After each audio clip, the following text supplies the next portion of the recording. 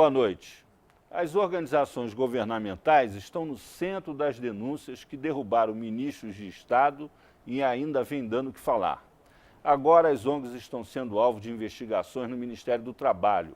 O ministro Carlos Lupe terá que prestar esclarecimentos à Comissão de Ética da Presidência da República sobre o descontrole na fiscalização de convênios com as ONGs.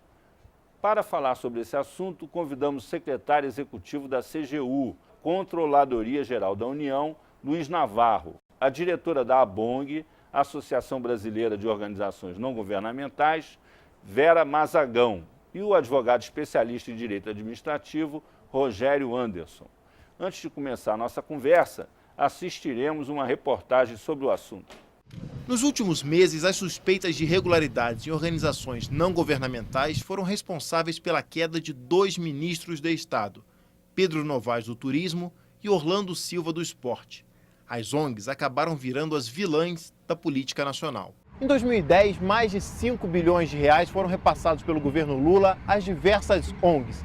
Este ano, até o mês de outubro, o repasse foi de 2 bilhões e meio de reais, até todos os convênios serem suspensos pela presidenta Dilma Rousseff. Agora, os convênios vão passar por uma verdadeira varredura. A gota d'água foi o suposto esquema de propina dentro do Ministério do Esporte.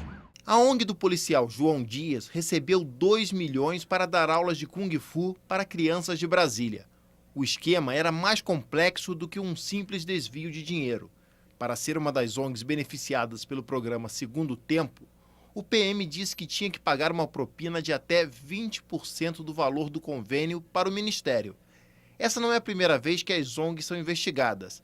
Entre 2007 e 2010, foi elaborado um relatório da CPI das ONGs no Senado, que apontava várias irregularidades, entre elas a falta de prestação de contas do dinheiro público. O relatório nem chegou a ser votado. Doutor Luiz Navarro, como é que o governo está enfrentando essa questão? Porque essa coisa se generalizou, né, na esplanada, né? Já são vários ministérios em que aparentemente existe um padrão de relacionamento com as ONGs que não tem controle, não tem fiscalização com relação à aplicação das verbas que foram destinadas a essas ONGs. A CGU já vinha advertindo que esse problema existia. O que está sendo feito a partir de agora? O seguinte, o que aconteceu em relação às ONGs é que para que o poder público convenie com a ONG, não é necessário, evidentemente, que se faça uma licitação. Do mesmo modo, para que essa ONG execute os recursos que recebe do poder público, ela também não precisa fazer licitação. Então, várias pessoas, infelizmente mal intencionadas, aproveitaram esse caminho como um caminho mais fácil de desvio de recursos públicos. E a verdade é que, na estrutura dos ministérios, não existe pessoal suficiente para fazer a fiscalização, ou seja, o acompanhamento desses recursos que são transferidos para as organizações não governamentais. Então, e do mesmo modo, também não existe pessoal suficiente para analisar as prestações de contas que são recebidas em relação aos recursos que são repassados. Então você tinha um ambiente de bastante fragilidade, o que proporcionou, e é bom dizer, que determinados setores, determinadas ONGs, determinados agentes públicos, de fato, fizessem a malversação de direito público. É preciso dizer que não são todos, e é preciso dizer que existem ONGs muito importantes para o Estado, para a sociedade brasileira. O terceiro setor é um setor essencial para o desenvolvimento de algumas políticas públicas. Agora, a providência que tem sido tomada, e foram várias já adotadas pela presidenta Dilma, a primeira delas é, agora o chamamento público passa a ser uma obrigatoriedade. Ou seja, eu não vou mais dizer, olha, vou selecionar esta ou aquela ONG. Não, eu devo dizer, eu quero desenvolver um projeto com o terceiro setor, com organizações não governamentais. E diversas organizações vão apresentar o seu projeto e vai se fazer uma seleção do melhor projeto. Tendo em conta também a capacidade operacional da ONG, o histórico dessa ONG. Outra providência importante que o governo adotou é que agora a responsabilidade pela firmatura, pela assinatura do convênio é diretamente do ministro do Estado. Ele não pode mais delegar para quem quer que seja essa responsabilidade. Portanto, caberá a ele a responsabilidade primeira e final por todos esses convênios. Ou seja, ele responde juridicamente pelo que acontecer. Responde juridicamente. Não tem mais desculpa de eu não sabia, não adianta demitir o gerente da área, Exatamente ele é o responsável. Exatamente essa é a intenção da presidenta. Agora, isso a partir de quando? Isso já está valendo. Isso já está valendo. Além disso, saiu um outro decreto, né, que suspendeu por 30 dias o repasse de recursos para que se pudesse fazer uma verificação, né, para que se pudesse, eu diria até fazer um freio de arrumação na situação e aí partir de um outro patamar com essas regras novas. Essa decisão de suspender todos os repasses gerou muita polêmica, né? Porque as ONGs, tem ONGs que são competentes, eficientes, corretas, e tem ONGs que são verdadeiras arapucas, aí, dutos de desvio de dinheiro público. Vera Mazagão, como é que você encara essa situação? Porque do ponto de vista da opinião pública, a ONG está que nem a Geni agora, né? Pois é, nós estamos bastante preocupados com isso. Nós apoiamos a ABONG, Associação Brasileira de ONGs, apoiou o primeiro decreto da Dilma que tinha essas medidas que são reivindicações históricas nossas, que é ter chamada pública, né, que é, vamos dizer, uma chamada pública, um edital para que, de fato, as organizações possam concorrer, você tem um acesso que a gente chama republicano, né, que todos possam concorrer. Porque antes era na base do compadrio, é isso? Você tem as emendas parlamentares, que eu também acho um meio bastante questionável. O deputado faz uma emenda parlamentar para destinar um certo recurso a uma certa organização, sem critérios que a gente entende de publicidade. Eu acho que a melhor forma, isso todo mundo sabe, de combater a corrupção é a informação, a livre acesso à informação, é a publicização. Explica melhor, como é essa relação entre governo, ONG e emenda parlamentar? Então, como é que funciona isso na prática? Existem várias formas, quer dizer, as organizações existem, né? É um direito básico, né, de qualquer democracia que as pessoas se associem para fins lícitos, né? E você tem diversas organizações, mais conhecidas, menos conhecidas, uma parte delas recebendo, fazendo convênios ou outro tipo de contrato, né, com órgãos públicos, né? O que acontece é que você tem o sistema da emenda parlamentar que permite que, de alguma forma, o parlamentar interfira na destinação do orçamento, e ele pode fazer isso para uma ONG. Agora, se isso é feito seja por iniciativa parlamentar, seja por iniciativa do Executivo, sem deixar claro quais foram os critérios, sem que seja amplamente divulgado para a população qual era o interesse, qual era o critério, gera esse tipo de facilidade, né? O problema, e a gente insiste, não são as ONGs.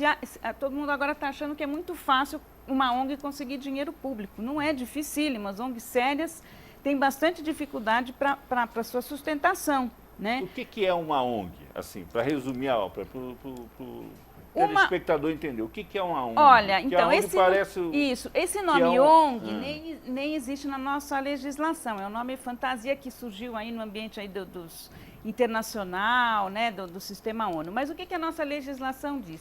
Entidades sem fins lucrativos. Nós temos dois tipos, as associações e as fundações. Eu diria que as fundações... As associações são um conjunto de pessoas em prol de uma causa não lucrativa. E as fundações é um fundo, um recurso, um dinheiro, um patrimônio que se coloca também em prol de uma causa e não um interesse privado lucrativo. Em geral, são ligadas a grandes empresas, né, as fundações. Existem também fundações familiares, existem, né, você tem hoje diversas fundações familiares e às vezes pequenas fundações comunitárias, né?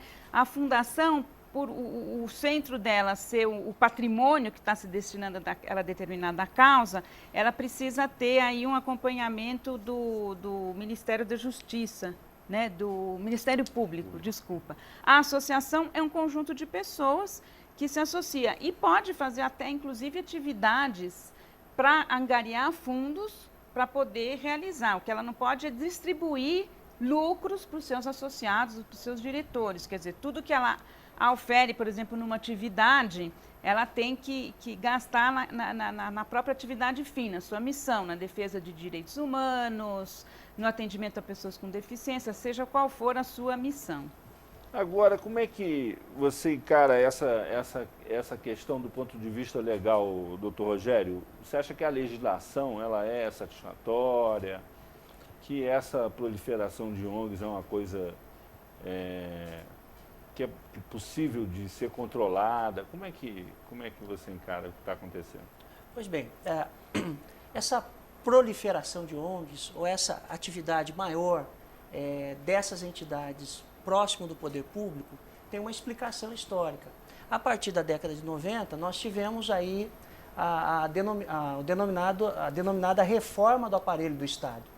Então, a partir da década de 90, nós começamos a reformar o Estado brasileiro, reformar a administração pública, e uma das medidas foi a aproximação do Estado junto a essas entidades da sociedade civil, as ONGs, né, associações e fundações.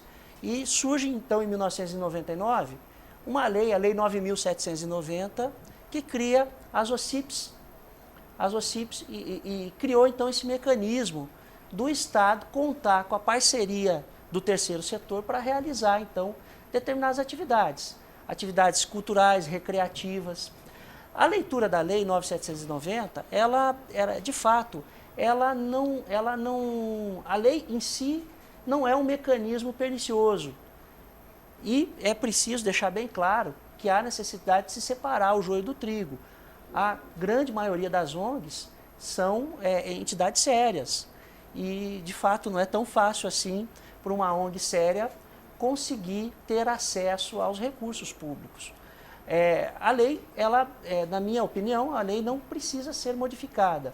O que há de ser modificado são as formas de seleção dessas entidades, que o secretário já se referiu, ou seja, no sentido de se dar mais transparência, objetividade, afastar os pessoalismos, os compadrios na seleção, no recrutamento desses projetos, na verdade, que tem uma importância fundamental.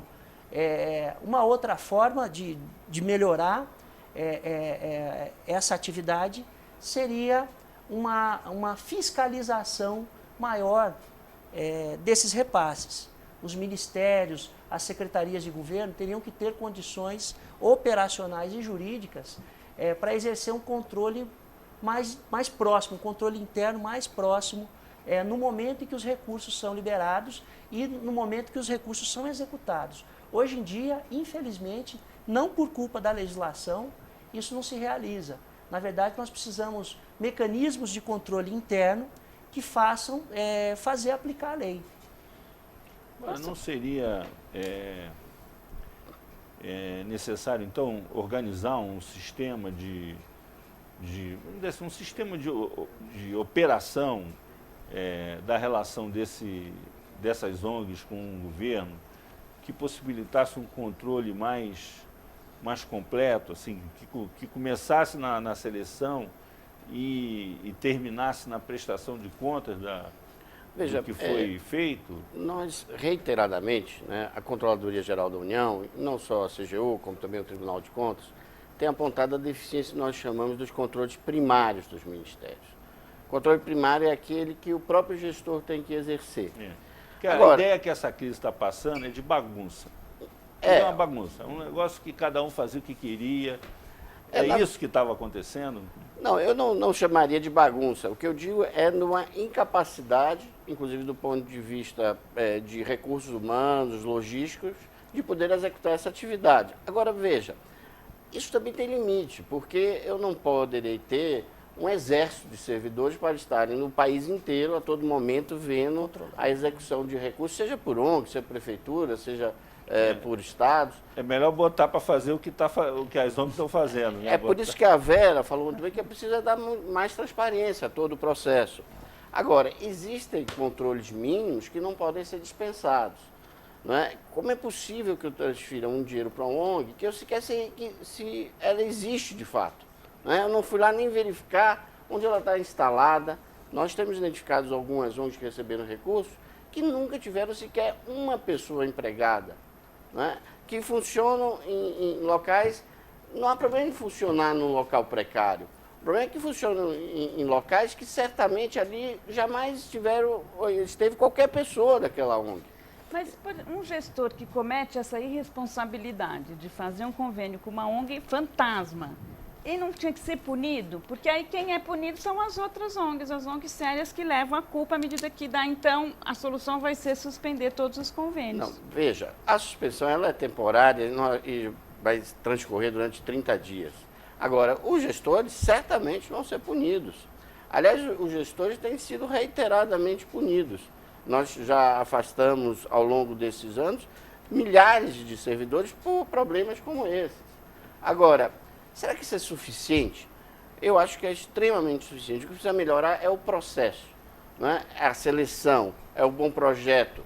Agora, a penalização, do nosso ponto de vista, que é a penalização administrativa, que implica na demissão do servidor, pode ficar tranquilo que ela virá com certeza. Agora, também não é objetivo da CGU demonizar uma parte das ONGs, de forma nenhuma. Ao contrário, quer dizer, nós temos trabalhado para resolver vários problemas que às vezes aparecem de dificuldade de execução, porque nossa legislação, ao mesmo tempo que ela não consegue dar conta da fiscalização, do controle, né, nossa legislação, em outros aspectos, ela é extremamente detalhada.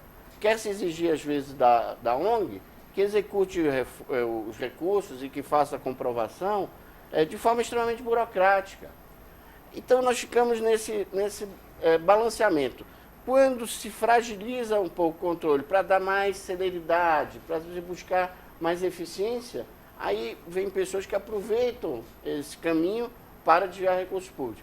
Se você engessa demais também as regras, você gera ineficiência. Então, é preciso rever todo o processo. Chegar a um denominador comum. É preciso chegar a um equilíbrio. Nós vamos fazer um breve intervalo, doutor Navarro. Voltamos daqui a pouco com 3-1.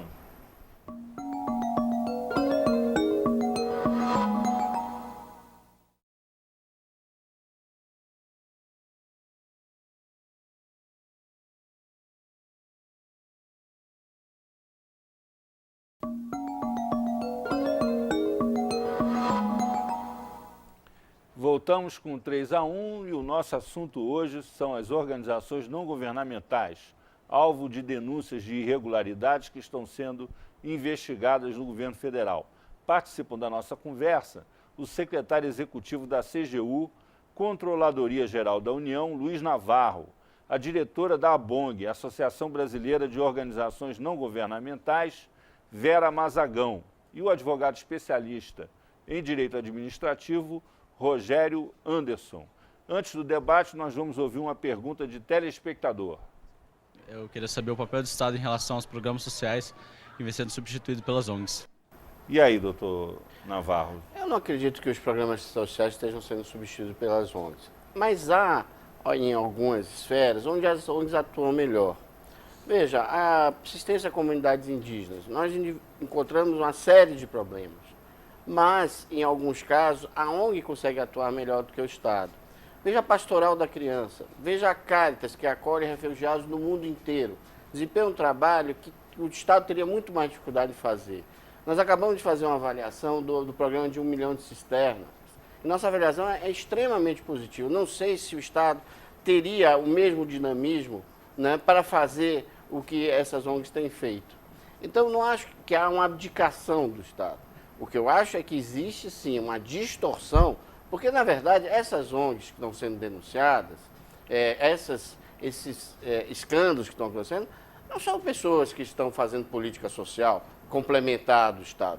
São pessoas que estão, efetivamente, desviando recursos públicos, que encontraram um meio. E que agora, como vamos dizer, essa parte que não presta aí, como é que funciona?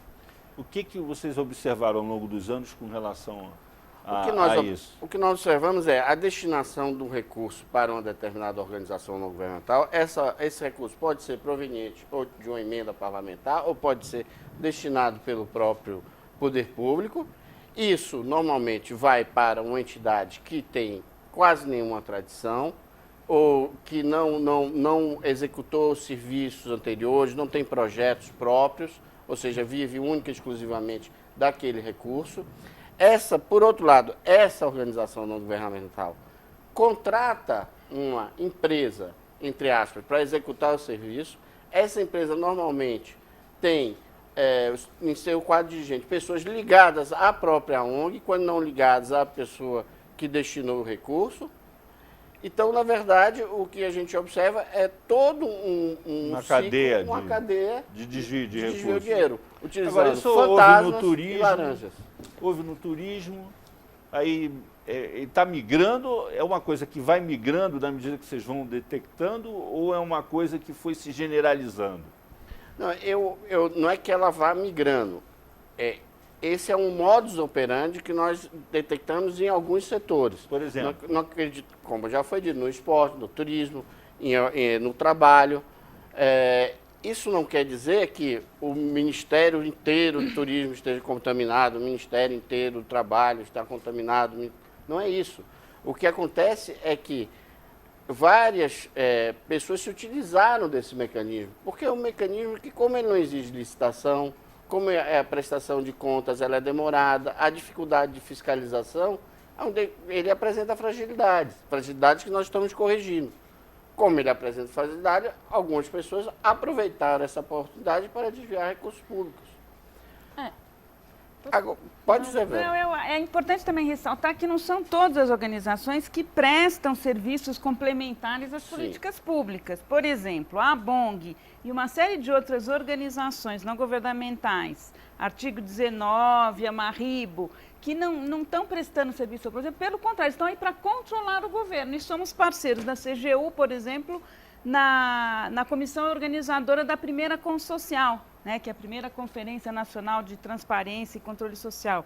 Quer dizer, é importante isso, e a ABONG basicamente representa organizações desse tipo, organizações que fazem pesquisa, participam de conselhos, fazem campanhas, fazem educação cidadã, né? Recebendo sim, porque eu acho que isso é legítimo, isso acontece em qualquer país do mundo. Infelizmente a mídia tem dito que ONG receber dinheiro de governo é coisa de país tupiniquim, de país corrupto. Não é verdade, qualquer democracia consolidada da Europa, dos Estados Unidos, você tem um fluxo importante de recursos do governo para a sociedade civil, evidentemente com controles. Né? E aqui no Brasil não são só as ONGs que recebem dinheiro público. Os próprios sindicatos de trabalhadores têm seus mecanismos. O imposto sindical, que não deixa de ser uma forma de contribuição pública para uma organização privada, né? Porque todos os trabalhadores têm que contribuir, não são só os associados àquele sindicato. Os sindicatos patronais, o Sistema S, todos esses mecanismos implicam passagens de recursos públicos, que eu acho que qualquer imposto é um recurso público, e passa. Agora, precisa haver controle, né? Agora, eu acho que as organizações não governamentais surgem, esse tipo que a gente chama agora de organizações de defesa de direitos e bens comuns, não são exatamente filantrópicas nem beneficentes, entidades essas que a gente tem que respeitar, porque cumpriram um papel, muitas vezes, no vácuo, onde o Estado não chegava por omissão, né? Agora, você tem essas outras organizações que são de defesa de direitos, defendem o meio ambiente, defendem o direito educacional, né? E muitas vezes entram em conflito com o governo, porque, por exemplo, na questão dos direitos humanos, muitas vezes é o próprio governo, é o próprio, por exemplo, o sistema penitenciário que está violando direitos humanos. Então, você precisa ter uma organização autônoma da sociedade civil, né, para defender. E eu sempre gosto de dizer, eu não gosto desse termo terceiro setor, eu acho que a gente está conseguindo superá-lo, eu gosto de chamar organizações da sociedade civil, né? E quando me perguntam por que você não gosta do termo terceiro setor, eu digo porque nós somos o primeiro setor, a sociedade é o primeiro setor, né? E as organizações são isso. E eu acho assim, importante reafirmar isso também, essa ideia de que a OCIP veio porque o Estado não era suficientemente ampla. As organizações da ABONG, por exemplo, defendem o contrário, que as políticas públicas devem dominantemente estar nas mãos do Estado, sim, né, que essa é a melhor forma que a gente tem mas o fato de é que ela veio nesse caminho. Talvez não tenha sido, porque as OCIPs foram criadas, a gente não pode esquecer, exatamente para a execução do programa Comunidade Solidária. Pois é. E já naquela época havia uma avaliação de que as ONGs estavam aí. Então vamos criar uma coisa mais controlada, criaram as OCIPs. Qual é a diferença, doutor Rogério, entre OCIP e ONG? Na verdade, ONG é uma expressão que não existe na legislação. a OCIP é um título que se dá para uma ONG. Mas uma ONG pode ser uma associação, uma fundação. É um fenômeno antigo no Brasil. Por que determinada ONG recebe o título de OCIP?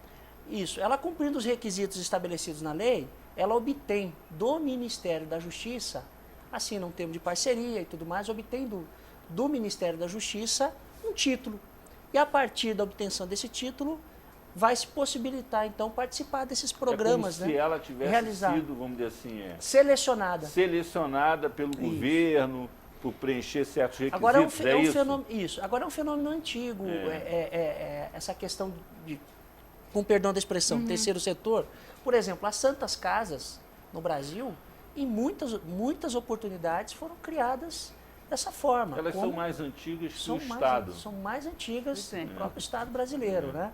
As santas casas. São organizações da sociedade civil, né? No caso, religiosas, né? Mas o termo OCIP, na verdade, se refere à concessão de um título concedido pelo poder público. E a partir da obtenção desse título, e daí surge, né, a questão de se melhorar a seleção, né, a forma de se conceder esse título, tornar de forma mais impessoal, uma maneira mais republicana, de trazer a sociedade civil para realizar esse trabalho de... A legislação permite que o repasse de recursos do governo para organizações não governamentais fique restrito a essas organizações que são consideradas OCIPs? Não, ele pode ser para qualquer organização governamental. As OCIPs têm um modelo, vamos dizer assim, diferente. Elas não assinam convênios, elas assinam termos de parceria. Prestação de contas é diferente, os dirigentes podem ser remunerados. Há algumas diferenças, mas a verdade é que o poder público pode celebrar convênios ou termos de parceria tanto com ONGs, de maneira genérica, como com ONGs que têm a qualificação de OCIP. Agora, na sua opinião, o que seria melhor? Restringir ou manter como está? Não, veja, eu acho que o Estado não deve tutelar as organizações da sociedade civil. Agora, no momento que a organização da sociedade civil recebe recursos públicos, ela tem que obedecer algumas regras, né? Eu não acredito em certificação. Não adianta a gente criar um grande cartório de ONGs para certificar. A própria experiência das OCIPs demonstrou que isso não funciona. As empresas fazem certificação, por exemplo, esse programa de ISO, que é o programa de qualidade, é uma coisa que deu certo.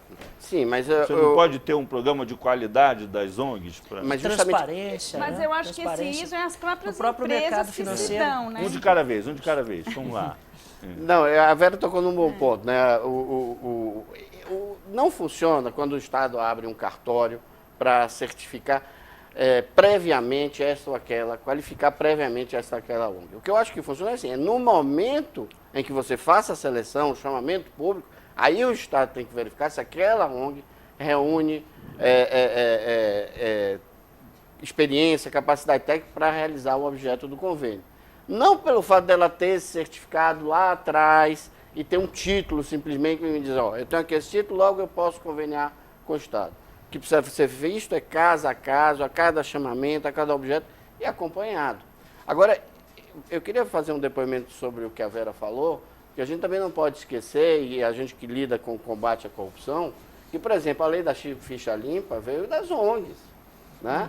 Nós trabalhamos com a Transparência Brasil, com o Instituto Etos, com a BONG, com a Voz do Cidadão, com o artigo 19, ou seja, com uma série de ONGs, né, que são extremamente sérias e que atuam, como disse a Vera, controlando o Estado e que tem que ser estimuladas. Logo, quer dizer, realmente preciso fazer essa separação do joio e do trigo, até porque tem alguns que estão contribuindo para maior eficiência do Estado. Eu lembro, a coisa do OCIP, eu acho que ela surgiu até com uma série de boas intenções de desburocratizar, mas, porém, houve desvirtuamentos que eu acho que precisam ser corrigidos rapidamente ou então realmente terminar com isso, porque a OCIP permite que o convênio seja firmado, agora não mais, depois desse decreto da Dilma, mas que você pode firmar um convênio de 10 milhões, um termo de parceria, no caso do OCIP, de 10 milhões, como a OCIP foi criada ontem, que não tem experiência nenhuma, você não precisa comprovar nada anterior. A OCIP só vai ser, vamos dizer, culpabilizada se ela fizer algo a posteriori, né? Mas eu acho que é uma coisa muito absurda, quer dizer, foram desvirtuamentos e, inclusive, nós somos chamados para uma sessão de escuta no Ministério da Justiça, que estava tentando saber como fazer, porque é possível comprar uma OCIP. E você põe OCIP no mecanismo de busca da internet, aparece lá um site que vende OCIPs. Eu não sei como isso é possível. E o Ministério disse OCIPs, que, né? impressionantemente, isso é feito legalmente, que eles não tinham como cercear essa pessoa, porque a lei deixou brechas que o fulano pode ter um site na internet que vende OCIPs. Quer dizer, é uma desvirtuação total, né? Só uma observação, tão fácil quanto abrir um sindicato. Hoje em dia há uma proliferação de abertura de sindicatos, situação que precisa ser investigada também, porque, como a senhora lembrou, o sindicato também não deixa de ser uma organização do terceiro setor, uma entidade privada que recebe recursos públicos. Nas OCIPs também há uma relativa facilidade mesmo nos métodos de seleção, especialmente porque a lei coloca que a concessão do título, né, é um ato vinculado. Significa que, preenchido aqueles requisitos legais, o Ministério da Justiça deve conceder o título. Isso acaba facilitando, então, a realização. Então, por exemplo, você pode conseguir um título você de monta OCIP sem prestar serviço nenhum, simplesmente constituindo você uma constitui sociedade, a OCIP, monta requerendo... ela há 2 meses atrás e se houver bom trânsito, você vai conseguir disponibilizar o recurso. Agora é uma questão, quer dizer, por exemplo, se é uma coisa absolutamente nova, um serviço, uma coisa que nunca ninguém fez, que precisa ser feito e que se constitui uma associação, uma entidade para enfrentar aquele problema. É natural que ela não tenha um histórico, né? Porque ela está sendo formada naquele momento em função Agora, a das separação do circunstâncias. joio e do trigo tem que se fazer não no cerceamento total do subjetivismo da escolha, né? Você tem que conceder ao administrador público poder fazer, por exemplo, essa avaliação que você está colocando. O que você colocou, quer dizer, porque os decretos novos, eles exigem isso, que dependendo de ser ONG ou OCIP, é preciso ter 3 anos, não de existência, 3 anos de experiência naquela atividade. Aí coloca a sua questão, né? Como é que eu faço se é um tema absolutamente novo? Ninguém vai ter 3 anos. Mas veja, você pode imaginar que ela tenha alguma experiência numa atividade correlata. Tem que ter um acervo, né? Tem que ter um acervo. Um acervo de conhecimento. Evidentemente que se é um tema novo, ainda não explorado, mas de qualquer forma aquela ONG pode demonstrar que em outros assuntos correlatos ela se ouve bem, que ela desempenhou bem, que ela cumpriu aquilo que foi combinado, que ela tem um histórico, ela tem capacidade de executar. Nós vamos fazer mais um intervalo, voltamos daqui a pouco, discutindo a situação das organizações não governamentais, que estão aí no olho do furacão dessa crise envolvendo o Ministério do Trabalho. Até daqui a pouco.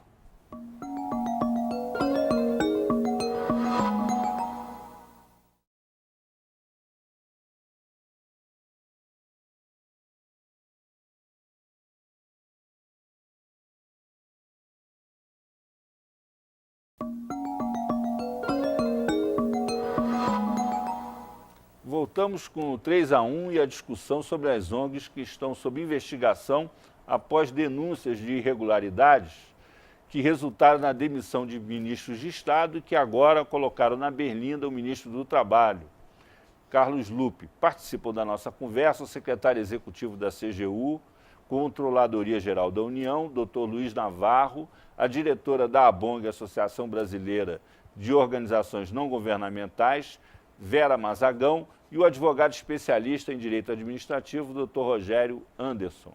Antes do debate, nós vamos ouvir mais uma pergunta de telespectador que abre este terceiro e último bloco do nosso programa.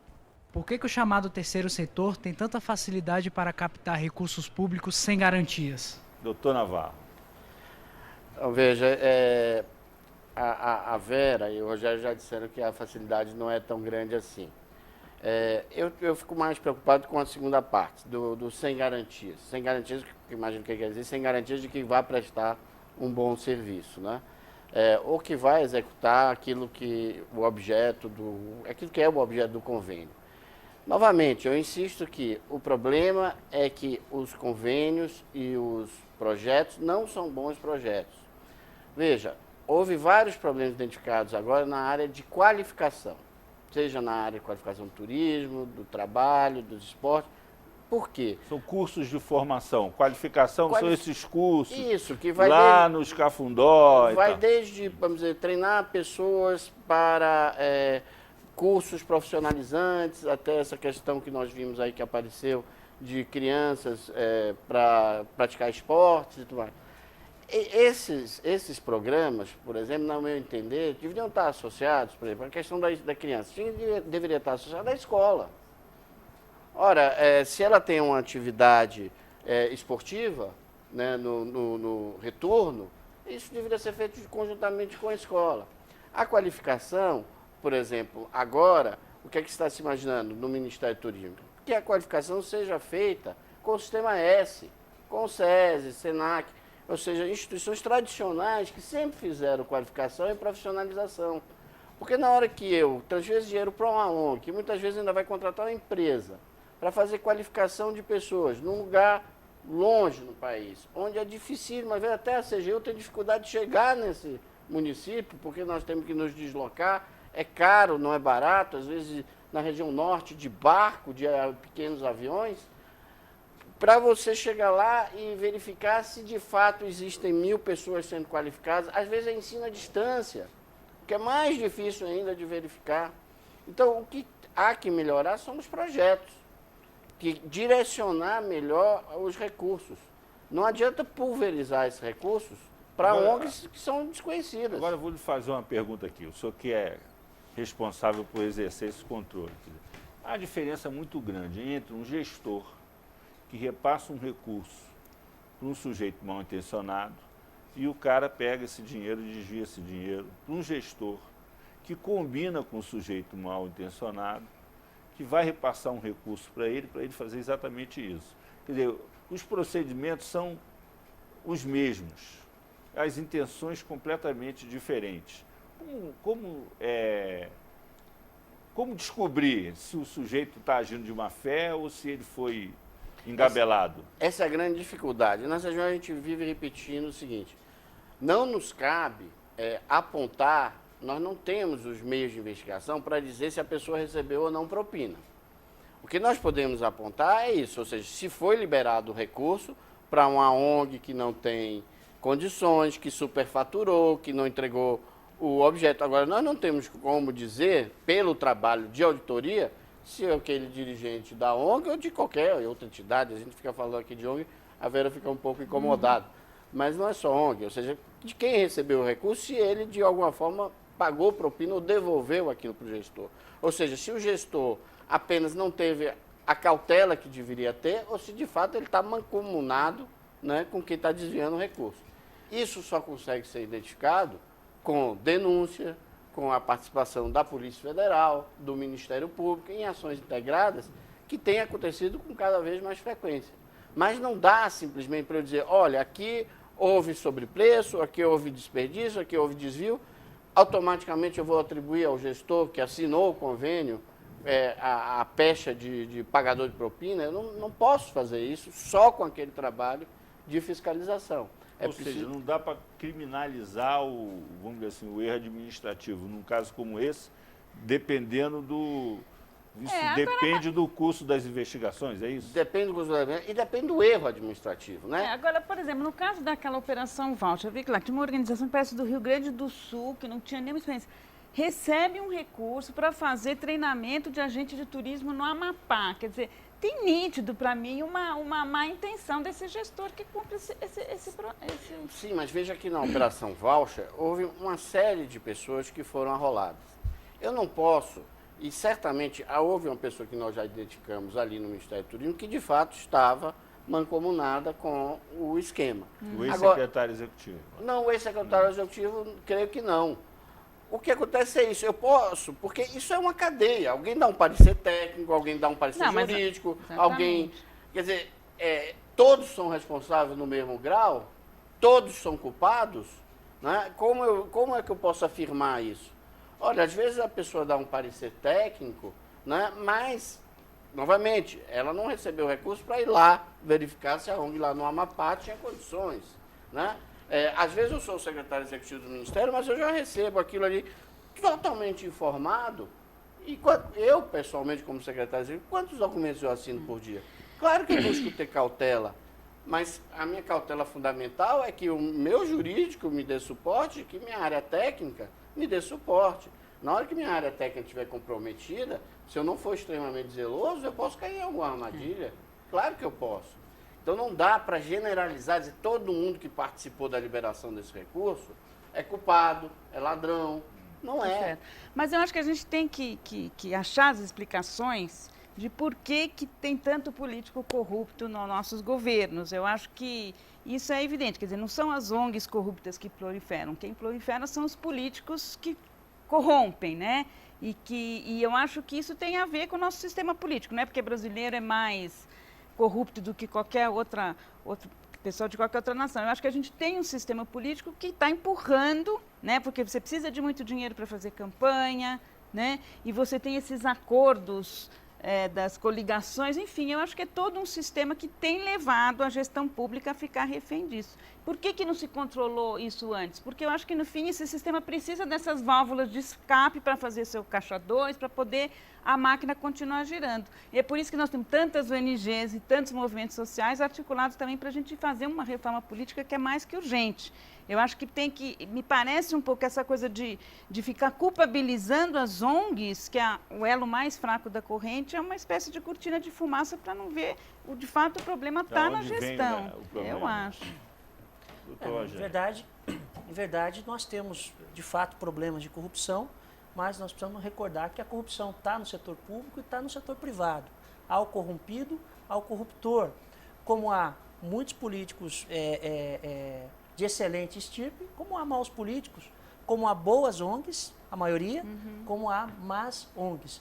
O que eu acho necessário e o que ficou claro pela manifestação do secretário é a necessidade de ampliação dos mecanismos de controle. Nós precisamos ampliar a atuação dos mecanismos de controle, seja do ponto de vista estrutural, seja mediante a concessão de garantias institucionais para quem exerce a atividade de controle.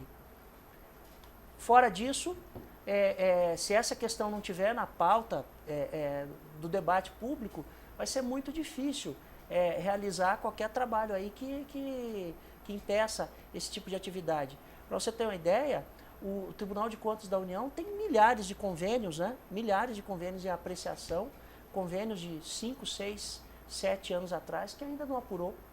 Né? Então, quando se realiza o controle externo, o desvio já ocorreu há muito tempo, você não consegue nem identificar. Agora, e o controle interno seria importante. Um fenômeno, por exemplo, uma operação como essa operação voucher, é uma operação cara, né? Uma operação que exige mobilização de recursos, de gente. É o custo do controle. Né? É o custo enorme. Então, e esses recursos, eles de certa maneira foram um pouco pulverizados, que dificulta o controle, porque são milhares de convênios, de parcerias, de milhões e milhões de... Talvez a população não tenha noção da proporção que é isso. Eu tenho a impressão que essa pulverização facilitou que a coisa se generalizasse, se proliferasse. De fato, porque o controle é um controle muito caro por um recurso que está pulverizado, que acaba passando despercebido. Né? Porque é um dinheirinho aqui, outro dinheirinho ali, outro dinheirinho. Mas, Azedo, o que adianta exercer o controle e punir as pessoas 5, 6 anos depois? Agora, não seria o caso de tentar, sei lá, organizar melhor esse sistema de estruturação dos sistemas de controle interno? Não só o controle, mas as parcerias. Agora, a qualificação. O que você falou é importante. Porque, por exemplo, se você tem 5, 10 ONGs fazendo a mesma coisa, por que você não estimular que elas se consorciem para fazer aquele serviço e você ter um mecanismo de controle maior? Não só as ONGs, como também os próprios municípios, as próprias prefeituras. Veja, você tocou num ponto importante, eu acho que a Vera também, o Rogério também. Veja, o Estado brasileiro fez uma opção pela descentralização, porque o país é imenso. Também a política centralizada não funcionou. Há muitos anos atrás, nós nos lembramos dos escândalos da merenda, dos escândalos da compra centralizada de medicamento e assim por diante. Então se fez uma opção pela descentralização. Agora, a descentralização fragiliza também, porque ela acarreta outros problemas, né?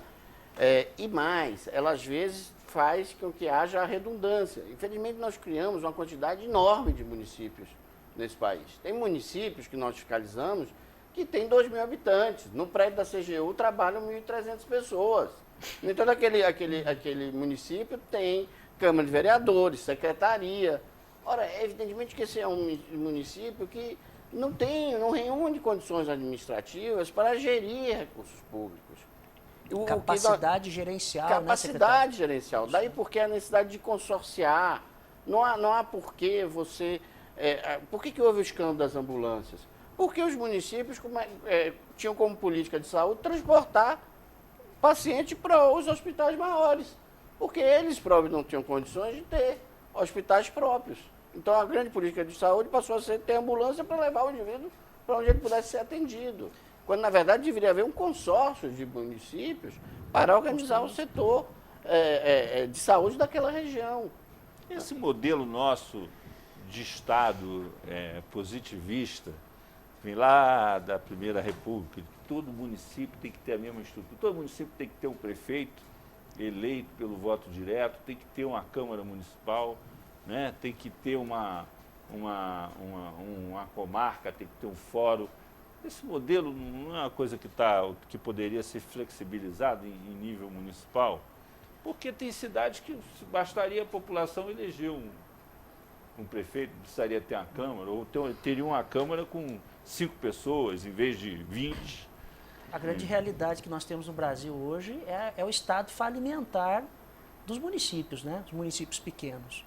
Nós temos municipalidades que sobrevivem única e exclusivamente de repasse. Por exemplo, o município isso somado que vai a essa à falência fecha, qualquer um que vai à falência. Há propostas do direito Deixa americano. de ser município, Há volta propostas- a ser distrito.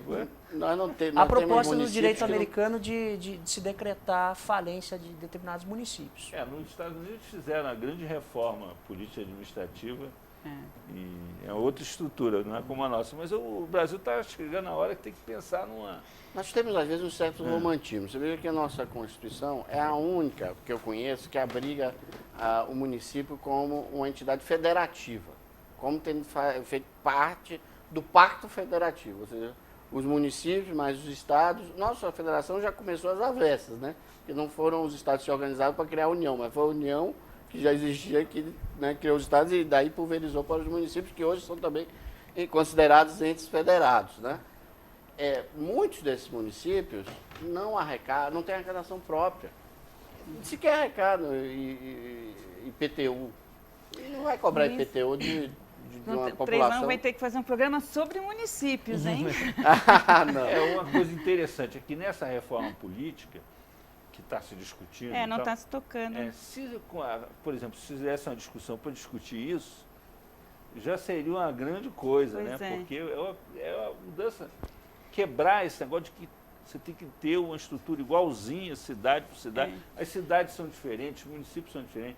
Município que tem atividade rural, município que é praticamente só um centro urbano, somente esse Mas as Agora, ONGs são fundamentais para essa ausência de capacidade estrutural, gerencial nos municípios. As ONGs são fundamentais. Vide o caso das Santas mas Casas. tem município Pois é, aí que agora, o que a gente uma quer- ONG seria mais eficiente que a prefeitura. Agora, o que Com as certeza. ONGs da BON querem é que o Estado brasileiro seja forte, seja capaz de executar as políticas públicas e que a sociedade possa ser viva e se auto-organizar e exercer seus direitos básicos, né? Porque se associar para fins lícitos é um direito básico que todo mundo pode ter, né? E da democracia. Pois é, então, isso é um grande debate também, nesse campo das ONGs, até onde, né, cabe um serviço ser terceirizado, né? A gente acredita que não, a gente acha que, vamos dizer, a atividade principal das organizações devia ser representar os próprios interesses e a criatividade social. Então, numa situação de ponta, no caso de uma coisa indígena, ou então do próprio nascimento do programa de 1 milhão de cisternas, que nasce num semiárido ali tomado pelo coronelismo e pela ineficácia das políticas centralizadas, lembra aquela coisa de Sudene, que não dava em nada? Quer dizer, você tem um movimento de base que faz isso, só que esse negócio dá certo e aí o Estado apoia e vira uma política pública, né? Agora, aí nós temos realmente um impasse a resolver. Até que ponto isso aí vai continuar sendo papel das organizações ou a gente pode, de fato, passar para as prefeituras, mas aí, no caso, com a fragilidade que tem, né, para fazer o ideal, se a gente vivesse no melhor dos mundos, o ideal é que uma política pública dessa, né, que, como a ideia das cisternas no semiárido, à medida que se torna uma política pública, né, e está se espalhando, o próprio aparato estatal, municipal, estadual, pudesse ir tocando e essas forças sociais das organizações se liberassem para novas coisas, para ir fazer educação cidadã, para bolar agricultura orgânica e dar novos passos em termos do, né, do desenvolvimento social. Apenas recordando que a democracia brasileira é uma democracia participativa, né? O artigo 1º, parágrafo 1º da Constituição, coloca que a democracia, nosso sistema democrático, ele exige, além da participação indireta, através dos representantes, a democracia participativa, que pode ser pelas ONGs, né? Doutor Rogério, nós vamos encerrar com a sua participação aqui no finalzinho do programa.